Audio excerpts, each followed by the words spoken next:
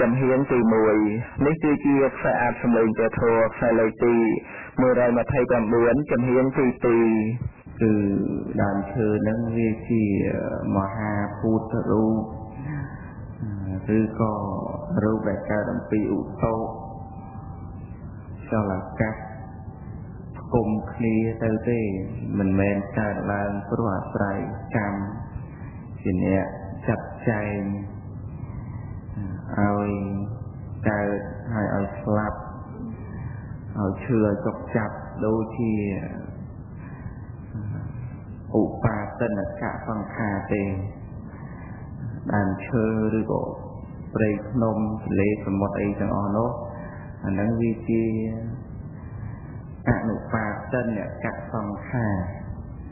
ប្រែថាសង្ខារដែលមិនមាននៅវិញ្ញាណគ្រប់គ្រងមិនមានចិត្តគ្រប់គ្រងណាបើសិនជាដើមឈើហ្នឹងវាមានវិញ្ញាណការដែលទៅសម្លាប់ដើមឈើកាប់ដើមឈើឲ្យដាច់អាហ្នឹងវាប្រព្រឹត្តទៅជាបាណាតិបាតគឺការសម្លាប់សត្វហើយតែនេះវាមិនមែនជាមានវិញ្ញាណអីទេគ្រាន់តែរស់នៅដោយជីវិតរូបៈជីវតិន្ទ្រីវាអត់មានចេតសិកចិត្តចេតសិកអត់មានទេហើយក៏អត់មានការប្រជុំតាក់តែងនៅក្នុងរូបនឹងច្រើនដូចជារូបខណ្ឌដែលមានវិញ្ញាណគ្រប់គ្រងដែរអានឹងគ្រាន់តែគុណម្ចាស់និងញាតិញោមជ្រាបអញ្ចឹងរឿងដើមឈើហ្នឹងអត់មានវិញ្ញាណគ្រប់គ្រងទេហើយបើអាចមានវិញ្ញាណទៅបានដោយគេនិយាយតគ្នាថាដើមឈើពីដើមឡើយចេះនិយាយរកគ្នាអីហ្នឹងអាហ្នឹងវាជារឿងមិនពិតរឿងប្រឌិតទេពីព្រោះការនិយាយរកគ្នាហ្នឹងវាតើតែមានចិត្តជាសមុទ្ឋានណាមានចិត្តជាសមុទ្ឋានបានហានិយាយទៅកើតបើអត់មានចិត្តជាសមុទ្ឋានទេនិយាយមិនកើតទេអញ្ចឹងរឿងនិទាននិយាយពីរឿងដើមឈើតូចធំចេះនិយាយអីហ្នឹងគ្រាន់តែគេនិទានឡើងដើម្បីឲ្យក្មេងហ្នឹងឈប់យំទៅទេចឹងរឿងការពិតថាដើមឈើមានវិញ្ញាណចេះយំចេះស្រែកអីនោះអត់មានទេនឹងត្រូវជ្រាបអញ្ចឹងហើយពេលដែលមនុស្សម្នាទៅកាប់ទៅអីហ្នឹងក៏មិនប្រព្រឹត្តទៅជាបាណាតិបាតហើយដើមឈើហ្នឹងក៏មិនចេះឈឺចុកចាប់ដាក់មួយពុថៅត្រូវមួយពុថៅមួយកំបិតឬក៏រណាអីហ្នឹងអត់ចេះឈឺចុកចាប់ទេពីព្រោះអត់មានវិញ្ញាណអត់មានវេទនាជាអ្នកសោយអារម្មណ៍អត់ទេទេជារូបដែលមិនមាននៅវិញ្ញាណគ្រប់គ្រងប៉ុន្តែបើដើមឈើហ្នឹងមានម្ចាស់គ្រប់គ្រងអាហ្នឹងការដែលទៅកាប់ទៅយីវាអាចមានទោសដល់អំណាចអត្តនេទានវិញបើសិនជាទៅលួចយកដើមឈើហ្នឹងមកខ្វៃក្បិតបើដើមឈើហ្នឹងវាអត់មានវិញ្ញាណខ្លួនឯងមែនតែដើមឈើហ្នឹងមានម្ចាស់អាចបាត់សិលនៅក្នុងអត្តនេទាននៅសិក្ខាបទរឿងគឺអញ្ចឹងហើយលោកសាក់សួរទៀតថាសូមជួយពន្យល់តើមេត្តារបស់ព្រះអង្គទៅកើតនៅឋានណាជាបរោះឬក៏ជាស្ត្រីព្រះនាមអ្វីមានសម្ដែងក្នុងសិភៅណានៅក្នុងគម្ពីរអដ្ឋបាលីនីគឺអត្ថកថាធម្មសង្កណីគឺលោកសម្ដែងអំពីពុទ្ធមេត្តាដែលចុះមកស្ដាប់នៅអភិធម្មទាំង7គម្ពីរដែលព្រះសម្មាសម្ពុទ្ធព្រះអង្គទ្រង់សម្ដែងនៅក្នុងឋានសាវត្តឹម ពុទ្ធមេត្តាកាលដែលព្រះបរមពោធិសត្វព្រះអង្គទ្រង់ប្រសូតបាន7ថ្ងៃចឹងជាទំនៀមរបស់មេត្តាទាំងឡាយនៃព្រះពុទ្ធគ្រប់ព្រះអង្គឲ្យតែប្រសូតនៅព្រះរាជឱរសបាន7ថ្ងៃហើយគឺទៀងតែសោយនៅព្រះវិលាល័យគឺចូលទីវង្គតគ្រប់មេត្តាព្រះពុទ្ធទាំងអស់មិនមែនថាព្រះពុទ្ធសមណៈគោតមយើងមួយនឹងទេព្រះពុទ្ធអង្គមុនដល់ច្រើនអង្គទៀតជាទំនៀមនៃព្រះពុទ្ធជាម្ចាស់រាប់ម៉ឺនសែនអនន្តៈនៃព្រះពុទ្ធគឺតែងតែចូលព្រះវិលាល័យយ៉ាងនេះឯងណានឹងគឺការសាកសួរអញ្ចឹងក៏ដើម្បីជាប្រយោជន៍ហើយខ្លះក៏មានគំនិតថាព្រះនាងសិរិមហានយាទេវីបានពពុះព្រះបរមពោធិសត្វបានប្រមាណជា10ខែ12ខែហ្នឹងគឺព្រះនាងនឹងទៅមានការពពុះព្រះសម្មាសម្ពុទ្ធព្រះអរិយមេត្រីមួយអង្គទៀតក៏មានរឿងទេនិយាយអញ្ចឹងក៏មានទៅតាមពិតគឺមេត្តារបស់ព្រះពុទ្ធមានគ្រប់ព្រះពុទ្ធអត់មានលាយគ្នាជាមួយគ្នាដល់ទៅព្រះពុទ្ធព្រះអរិយមេត្រីព្រះនាងសិរិមហាមាយាទៅធ្វើជាមេត្តាទៀតអត់ទេដល់ហ្នឹងមានមេត្តាថ្មីទៀតហើយហើយក៏សោយជីវង្គតទៅនៅពេលដែលបានប្រសូតរាជឱរសនឹងបាន7ថ្ងៃហើយនោះហើយពុទ្ធមេត្តាចូលព្រះវិលាល័យគឺសោយជីវង្គតនឹងបានបដិសន្ធិនៅក្នុងឋានកុសសិតណាឋានកុសសិតគឺឋានទេវតាជាន់ទី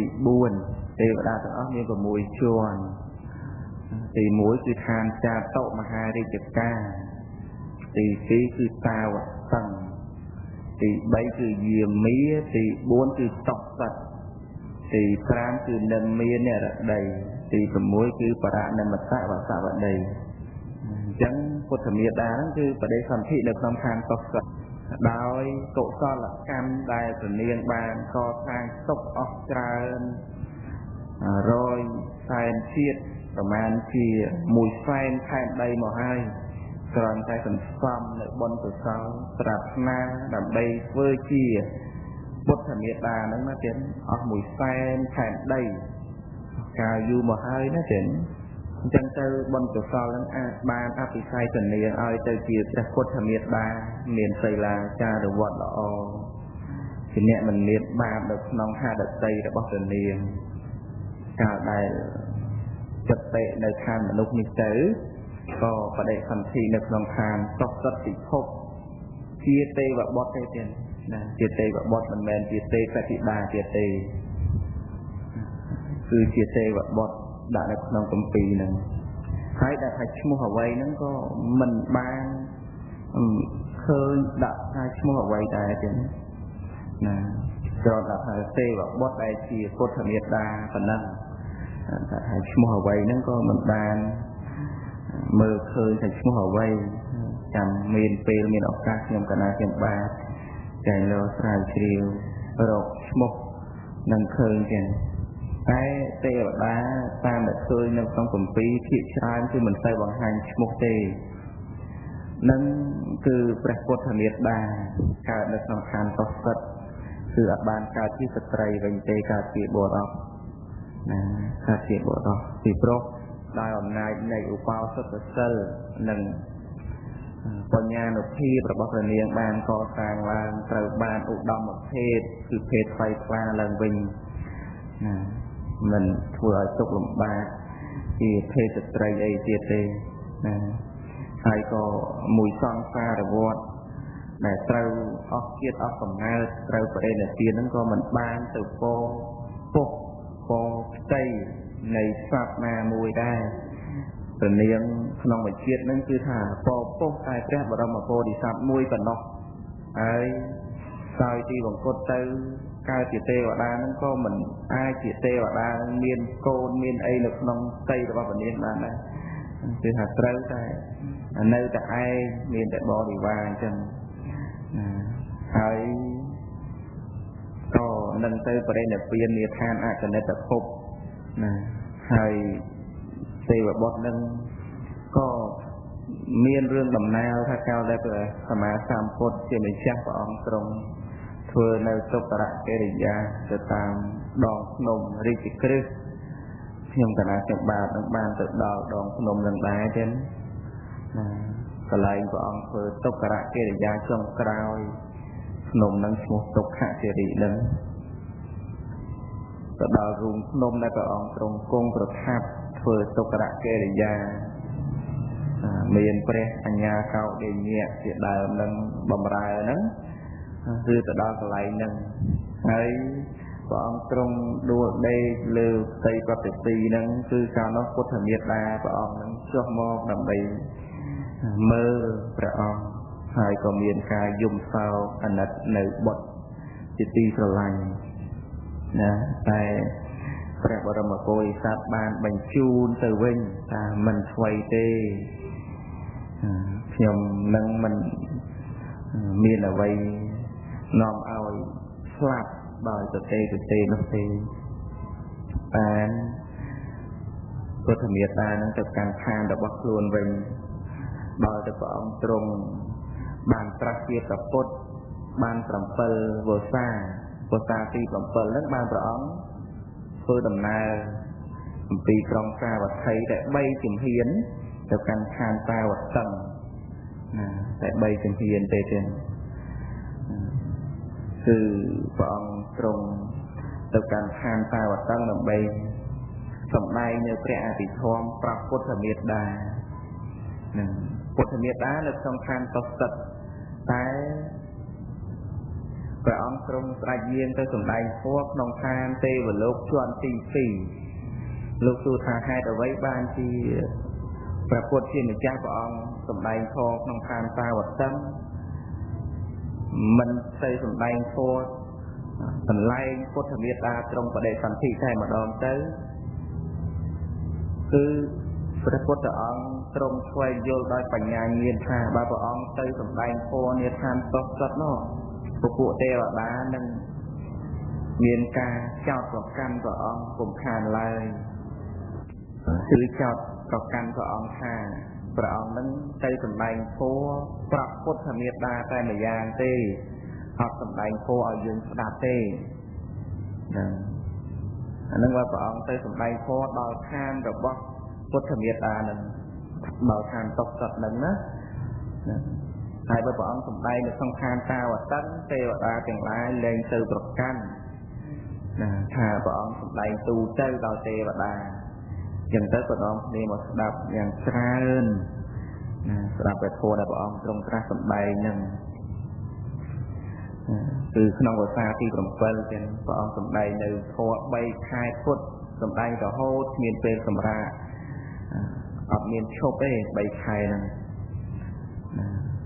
ไอเป้แล้วกับพุทธที่มีเจ้าบอกองตรงเฟื่อในพอตะกัยเฟื่อบรรบาดในขนม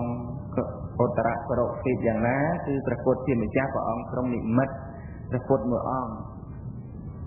ทรงสำแดงโฟกัลไลนึงให้ปรากฏในแต่เนาะประเยี่ยมหมกบรรดาในทานมนุษย์ในอุตระกระโดดติด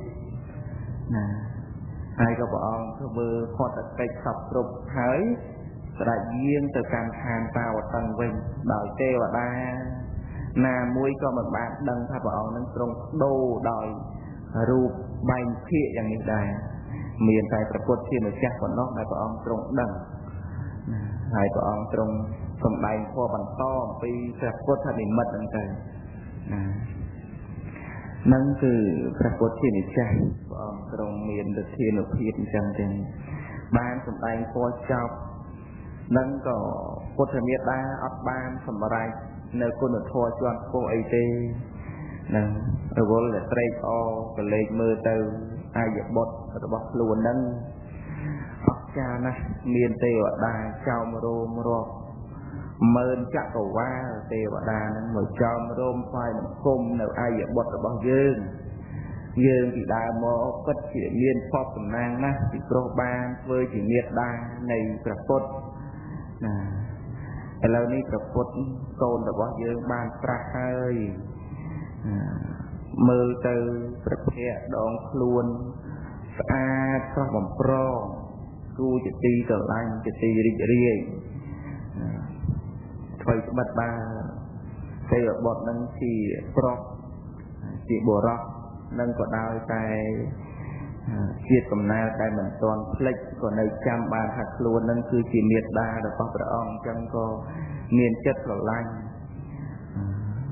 ដូចមេត្តាក្នុងជាតិនឹងដែរទេណាដូចមិនបានស្លាប់អញ្ចឹងអាស្រ័យសេចក្តីស្រឡាញ់ខ្លាំងនឹងឯងការស្ដាប់នៅព្រះធម៌ប្រមាណជា7គម្ពីរក៏មិនបានសម្រេចនៅគុណធម៌ជាន់ខ្ពស់សូម្បីតែសោតាបត្តនៈក៏អត់បានសម្រេចដែរណាដល់ទៅព្រះអង្គទ្រង់សម្ដែងធម៌ចប់ប្រមាលមើលថាពុទ្ធមេត្តារបស់យើងនឹងបានសម្រេចគុណធម៌ណាហើយសម្លឹងមើលទៅឃើញថានៅជាបរិសុទ្ធជនមិនទាន់បានសម្រេចគុណធម៌ណាមួយទេក៏ព្រះអង្គទ្រង់សម្ដែងនៅគម្ពីរខន្ធវិភ័យដែលអំពីខន្ធធាតុអាយតនៈបដិចេស្មុខបាទអីហ្នឹងសម្ដែងយ៉ាងពិស្ដារម្ដងទៀតទៅបានពុទ្ធមេត្តាហ្នឹងបានសម្រេចជាសោតាបណ្ណបុគ្គលតែសោតារបស់ពុទ្ធមេត្តាគឺផ្លែកអំពីសោតានៃទេវតារតីលោកហៅថាលោកាមិសកៈសោតាគឺសោតានឹងមិនមកកាន់លោកនេះទៀតទេណាគឺទៀងតែនឹងឡើងខ្ពស់ទៅចូលទៅកាន់ភពដែលខ្ពស់ហើយបរិនិព្វាននៅក្នុងឋានអកនិតភពណានឹងព្រះពុទ្ធជាម្ចាស់ព្រះអង្គទ្រង់មានស្មារតីសម្ដែងនៅតែធម៌ប្រោសពុទ្ធមេត្តាដែលជាអ្នកមានគុណរបស់ព្រះអង្គហើយមានសំណួររបស់ពុទ្ធម្ចាស់សួរបន្តទៀតមានឧបាសក2នាក់ច្រឡំស្បែកជើងគ្នាតើត្រូវទោសដែរទេគួរពង្គួរសូមអភ័យទោសគណៈទានសាធុឧបាសក2នាក់គាត់ច្រឡំស្បែកជើងគ្នាមានទោសដែរឬទេហើយញាតិញោមថាមានទោសដែរឬអត់មានទេអានឹងគ្រាន់តែការច្រឡំហ្នឹងវាអត់មានទៅការលួចគ្នាឯណាលោកសួរហ្នឹងសួរអំពីច្រឡំហ្នឹងច្រឡំទៅស្បែកជើងពណ៌ដូចគ្នាអញ្ចឹងទៅពាក់លេខ10ដូចគ្នាទៅហើយពាក់លេខ9ដូចគ្នាទៅហើយចាស់អីល្មមស្មើគ្នាពណ៌ប្រហាក់ប្រហែលគ្នាចេញទៅរៀនទៅពាក់បដូរគ្នាមួយថ្ងៃទៅអាហ្នឹងវាមានទុកអីទៅណាពីព្រោះអានេះវាជាការច្រឡំវាអត់មានចេតនាថាអញនឹងយកស្បែកជើងថ្មីរបស់គេឲ្យទុកអាចាស់ឲ្យទេណានឹងគាត់ការច្រឡំហើយបើមានចេតនាថាអញមានស្បែកជើងចាស់ហើយម្នាក់ទៀតនៅចិត្តគ្នានឹងដែរដាក់ស្បែកជើងទៅស្ទឹមគ្នានឹងអាតំណប់ជើងទៅស្ទឹមគ្នានឹងហើយបោះគេថ្មីជាងទៅចេញទៅវិញយកឲ្យបានមុនហើយធ្វើដើរមិនដឹងខ្លួនអាហ្នឹងវាខុសហើយអត្តន័យទៀតណាទេណាតែរឿងនេះវាអត់មានចេតនាដើម្បីបដូរអត់មានចេតនាដើម្បីធ្វើឲ្យខុសអត់ទេអាហ្នឹងវាច្រឡំគ្នាគុណម្ចាស់តាសួរហ្នឹងស្រួលឆ្លើយតែម្ដងចឹងគឺវាអត់មានទោសអីទេអាហ្នឹងវាជារឿងច្រឡំហើយបើដឹងស្មាល់ណាហ្នឹងក៏ដូរគ្នាវិញទៅមានទោសខុសអីណាហើយក៏មិនចាំបាច់ទោសក៏កែកគ្នាទៀតរឿងហ្នឹងធ្វើមកនិយាយច្រឡំគ្នាច្រើនសម្បាបក៏ចិត្តគ្នាអញ្ចឹងដូចជាការឡើងមករៀនអីអញ្ចឹងបើយើងស្គីស្បែកជើងដាក់ឡើងមកអមសិភៅហ្នឹងក៏យើងអៀតសម្បាក់ទុកដាក់ដែរនឹងយើងដាក់ខាងក្រោមហ្នឹងណាហើយបើថាត្រូវមានការបាត់បង់ដោយប្រការណាក៏មិនទៅជាអន់តូចចិត្តអីដែរព្រោះខ្លាចប្រពពបុណ្យនឹងខំរៀនសូត្រដើម្បីបានបុណ្យបានកុសលអប់រំចិត្តដល់ទៅសភាវៈទឹកមកដល់យើងខំច្រឡោតនោះ អាហ្នឹងក៏យើងនឹងជាអ្នកមិនទាន់បានវឹកហាត់លុតដំនៅក្នុងសភាពពិតនៃបញ្ហាក្នុងជីវិតនឹងដែរណាអញ្ចឹងមានបុគ្គលច្រើនណាស់ធ្វើបន់ធ្វើហើយតែដល់ទៅមានរឿងបន្តិចបន្តួចសពតែស្បែកជើងដាច់ខ្សែឬក៏ចាស់ល្មមហ្នឹងក៏អាចបង្កទៅជាអកុសលកម្មបានដែរនឹងបង្កទៅជាអកុសលកម្មបានអញ្ចឹងមិនជាបញ្ហាអីទេរឿងហ្នឹងណាទៀតយើងដាក់ទៅយើងមើលស្បែកជើងយើងមានពណ៌អីហើយកន្ធាងត្រង់ត្រីរបៀបណាកុំឲ្យចេះតែពាក់ទេយើងមុនពាក់មើលផងណាអានថាលោកគ្រូថាច្រឡំហ្នឹងវាមិនត្រូវទោសអីទេចុះទៅវិញហ្នឹងពាក់លែងមើលស្បែកជើងអាហ្នឹងក៏វាអត់ត្រូវដែរយើងមើលស្បែកជើងយើងឬមិនមែនណាច្រឡំមកអំពីអីទៅច្រឡំមកអំពីយើងបានសង្កេតច្បាស់ហើយបើបានសង្កេតហើយនៅតែច្រឡំទៀតអាហ្នឹងវាជារឿងផ្សេងជារឿងផ្សេងមួយទៀតតែរឿងនេះថាឲ្យយើងសង្កេតមើលសិនស្បែកជើងយើងឬក៏មិនមែនសង្ស័យតាក់សួរទៅណាតាក់សួរទៅកុំឲ្យចិត្តពាក់វានាំឲ្យអ្នកដទៃដែលគ្នាពាក់ស្បែកជើងយើងវាមិនត្រូវនោះពីព្រោះជើងវាខុសគ្នាជើងខ្លះក៏ក្រាស់ជើងខ្លះក៏ស្ដើងទៅពាក់ទៅវាលងវាតឹងវាអីសពគ្រប់វាធ្ងន់វាស្រាលវាខំពីស្បែកជើងខ្លួនឯងធ្លាប់ពាក់រៀងរាល់ថ្ងៃណាអាហ្នឹងក៏យើងមើលសិនទៅកុំឲ្យចិត្តពាក់ស្បែកច្បិតបើយើងវាអត់មានចេតនាដើម្បីឲ្យខុសមែនតែរឿងនេះវាជាការមានសុជីវធម៌នឹងរស់នៅក្នុងសង្គមហ្នឹងមិនឲ្យទុកលំបាកដល់អ្នកដទៃណាហើយតាមដែលខ្ញុំកណ្ដាលខ្ញុំបានសង្កេតមើលប្រមាណកន្លងមកហ្នឹងគឺមិនសូវជាមានរឿងបញ្ហារឿងស្បែកជើងអីប្រមាណទេតែភាគច្រើនគឺមាននៅក្នុងពិធីបុណ្យធំនឹងពិធីបុណ្យធំមានជាធម្មតានឹងតែម្ដងចឹងមិនងាយនឹងជៀសផុតទេរឿងបញ្ហានឹងមួយណាមិនងាយនឹងជៀសផុតទេណាអញ្ចឹងពេលណាខ្លះយើងស្ដាយខ្លាចបាត់បង់អីហ្នឹងក៏មិនចាំបាច់ពាក់មួយថ្ងៃហ្នឹងទៅក្នុងពិធីបុណ្យហ្នឹងណាព្រោះថាទៀតអញ្ចឹងនៅក្នុងគ្រាឱកាសនេះគឺញាតិញោមជាពុទ្ធបរិស័ទនឹងបានសិក្សានៅព្រះធម៌ជាបន្តទៅទៀតនៅក្នុងអកុសលវិបាកទាំងអំពីដួងទី6ដល់ដួងទី7មេរៀនអភិធម្មដែលញាតិញោមយកទៅរៀនមើលនឹងអាចយល់បានខ្លះទេញាតិញោមហើយមេរៀនទាំងអស់ហ្នឹងសំខាន់ណាស់ទេណាសំខាន់ណាស់គឺមាននៅក្នុងជីវិតរបស់យើងជាពិសេសគឺតាមផ្លូវភ្នែកត្រចៀកច្រមុះអណ្ដែតកាយហើយដល់ទៅមโนធាតុមโนវិញ្ញាណធាតុអាហ្នឹងវាមិនសូវជាយើងសង្កេតបានដោយងាយទេវាកើតឡើងដែរក្នុងជីវិតប្រចាំថ្ងៃនឹងកើតឡើងបន្តអំពីចក្ខុវិញ្ញាណសោតវិញ្ញាណឃានវិញ្ញាណជាដើមហ្នឹងកើតឡើងចិត្តទាំងអស់ហ្នឹងប៉ុន្តែគ្រាន់តែថាយើងពេលហ្នឹងមិនដឹងថាចិត្តហ្នឹងវាចិត្តហ្នឹងជាចិត្តអ្វីរាវរកថាខណៈនេះជាខណៈដែលជាសម្បដិខណៈសន្តិរណៈវោថាវណៈជីវ័នតតិលំតណៈវាអត់ដឹងអញ្ចឹងពីថ្ងៃមុនហ្នឹងគឺញាតិញោមបានសរសេរឲ្យដួងទី6និងដួងទី7ដួងទី7ទៀតគឺឧបេក្ខាសហកតៈមโนវិញ្ញាណធាតុតោអកុសលវិបាកចិត្តតាំងមโนវិញ្ញាណធាតុដែលជាអកុសលវិបាកដែលជាអកុសលវិបាកហើយកើតព្រមជាមួយនឹងឧបេក្ខាវេទនាហើយទទួលអារម្មណ៍មិនល្អតាមទីទាំង6តែម្ដងណាតាំងពីថ្ងៃមុនហ្នឹងគឺឧបេក្ខាសហកតាំងមโนវិញ្ញាណធាតុតោអកុសលវិបាកចិត្តតាំងមโนវិញ្ញាណធាតុដែលជាអកុសលវិបាកចិត្តណាប្រព្រឹត្តទៅជាមួយឧបេក្ខាវេទនាមានអារម្មណ៍មិនល្អតាមទ្វាទាំង6ខណ្ឌផ្សេងបន្តទៀត ចិត្តនេះធ្វើកិច្ច5យ៉ាងចិត្តនេះធ្វើកិច្ច5យ៉ាងចិត្តហ្នឹងធ្វើកិច្ច5យ៉ាងចុះបន្តមកគ្រាន់តែត្រេមួយបានណាចឹងត្រេមកមិនចាំដាក់លេខទេណាបាទបដិសន្ធិកិច្ចបដិសន្ធិកិច្ចដកគ្នាមកសរសេរពីមុខហ្នឹងបាទ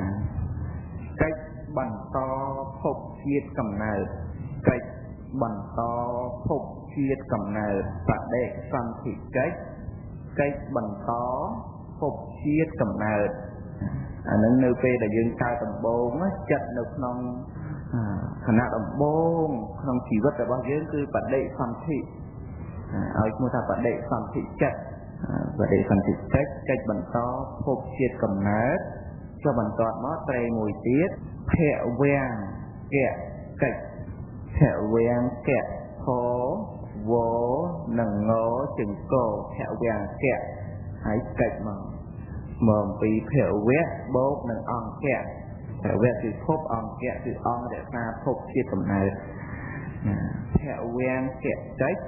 ដកឃ្លាមកសរសេរពីមុខហ្នឹងកិច្ចរក្សាភពជាតិកំណើតកិច្ចរក្សាភពជាតិកំណើតនឹងញាតិញោមបានក៏កិច្ចទាំង5នឹងចឹងទៅបន្ទិញឲ្យចាំគ្រប់គ្នានឹងយល់អភិធម្មបានច្រើនមែនទេណាចឹងបដិសន្ធិកិច្ចភវាំងកៈកិច្ចកិច្ចរក្សាភពជាតិកំណើតសរសេរតន់ទេបាទគឺបន្តអំពីបដិសន្ធិឧបមាថាចិត្តហ្នឹងធ្វើបដិសន្ធិក្នុងឋានមនុស្សឲ្យញាតិញោមកើតជាមនុស្សកើតជាបុរសកើតជាស្ត្រីទៅណាហើយបន្តអំពីហ្នឹងមក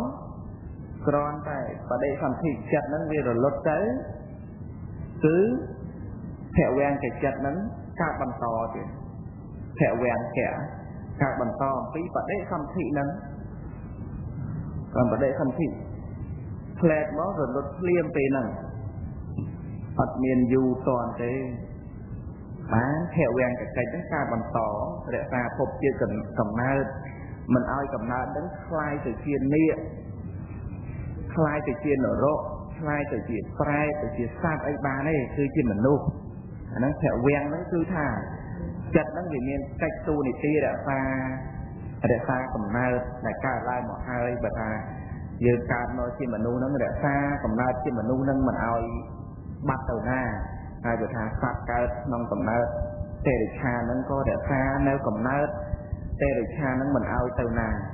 សូមអនុមោទនាស្រាប់នៅព្រះធម៌ជាបន្តទៀតណាសព្វទានាងធម្មទានាងជានិទេធម្មទានឈ្នះអស់ទានទាំងពួង